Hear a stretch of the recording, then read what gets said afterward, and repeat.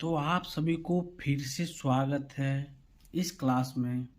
जैसा कि हम लोगों ने पिछले क्लास में पढ़ा हुआ था गुणनखंड निकालना, जो अलग अलग दो प्रकार के होते थे, जो किसी को चार तरफ से अलग था या दो तरफ से। तो आज स्टार्ट करने वाले हैं 14.2, जो इस प्रकार से गुणनखंड है।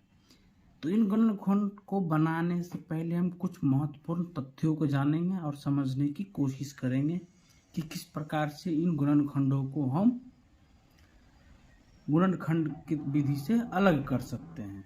तो आइए हम इस विधि को जानें और इस प्रकार को समझने की कोशिश करें, और इस प्रश्न को बनाने से पहले उस विधि को जानें जिससे ये सारे प्रश्न उस विधि से हल हो जाएंगे।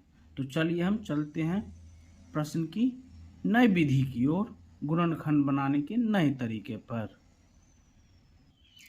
तो हम लोग आ गए हैं गुणनखंड ज्ञात कीजिए। जैसा कि मैं एक प्रश्न लूंगा, कोई भी एक प्रश्न ले लेता हूं जिसको हम गुणनखंड विधि से तोड़ने की कोशिश करूंगा। तो एग्जाम्पल के लिए मैं ले लेता हूं x² प्लस 8x प्लस 15।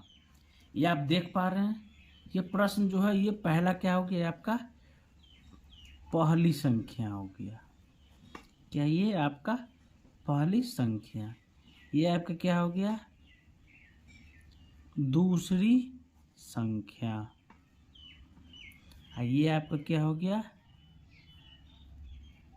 तीसरी संख्या। तो गुणनखंड को तोड़ने की विधि के लिए ये आपका नया यूनिक विधि है जो मैं आपको बताने जा रहा हूँ। क्या है, पहली संख्या, दूसरी संख्या और तीसरी संख्या।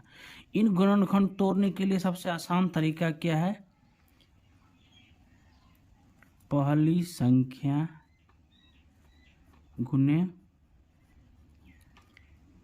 तीसरी संख्या। पहली संख्या गुने तीसरी संख्या, जो संख्या निकलेगा उनके गुणनफल का योग, उनके गुणनफल का क्या हो जाएगा, गुणनफल का योग, जो दूसरे संख्या के बराबर होगा। तो आइए हम किस प्रकार से बताने की कोशिश करते हैं। जैसा कि आप देख पा रहे हैं, पहली संख्या में क्या है संख्या, इसमें क्या छुपा है, कुछ है। तो यदि कुछ नहीं तो इसमें क्या होगा, एक, यानी पहली संख्या क्या होगा एक गुने तीसरी संख्या क्या है 15, तो क्या हो जाएगा 15। एक को यदि हम 15 से गुना करते हैं तो कितना निकलेगा 15। तो 15 का गुणनखंड क्या हो सकता है, 3 गुने 5 या 1 गुने 15 या 5 गुने 3। 15 का गुणनखंड तो इतने ही हो सकते हैं यदि तोड़ना चाहे तो जैसा कि देख पा रहे हैं आप, प्रश्न क्या था आपका, देखिए यहाँ प्रश्न क्या है, x² प्लस 8x प्लस 15, यानी पहली संख्या और तीसरी संख्या गुना करने के बाद जो संख्या निकलेगा 15 का गुणनखंड जो होगा वो उसका सम या योग के बराबर हो या घटाव के बराबर, मतलब जोड़ कर हो या घटाव करके बीच वाला संख्या जो 8 है इसके बराबर पुराना है। तो यहाँ पे कितना है 3 और 5, 3 गुने 5 15 होता है, लेकिन 3 और 5 को जोड़ते हैं तो कितना होगा, 3 और 5 कितना हो जाएगा 8। समझ पा रहे हैं आप कि पहली संख्या और तीसरी संख्या को हम गुना करेंगे, जो निकलेगा ना उसका गुणनखंड करेंगे, उसका गुणनखंड जो करेंगे जो टूट के आएगा उसके सम करके हो या घटाव करके हो, बीच की संख्या जब प्राप्त हो जाएगा तो उस प्रकार उस विधि से हम निकाल सकते हैं। तो क्या आपका 3 और 5 निकला है। तो आइए हम इस विधि को जानने की फिर से कोशिश करते हैं कि आगे क्या होगा। जैसा कि आप देख पा रहे हैं, ये पहली संख्या हो गई, तो इसको मैं x² प्लस 8 को क्या लिखा था, यहाँ पे क्या है 15 का गुणनखंड 5 गुने 3, यानी क्या हो जाएगा 3x प्लस 5x। इसको हम तोड़ लिए, 3 और 5 को जोड़ेंगे तो फिर से 8 हो जाएगा। अब प्लस क्या हो गया आपका ये 15, ठीक है।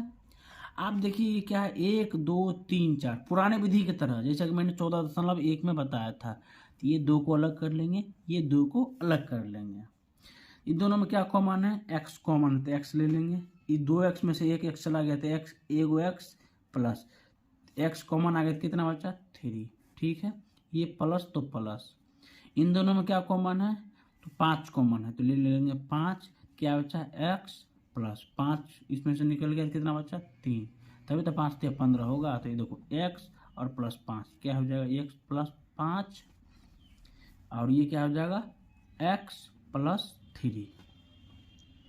जैसा कि मैं फिर से दोहराने की कोशिश करूंगा, मैंने किस प्रकार से क्या बताया था।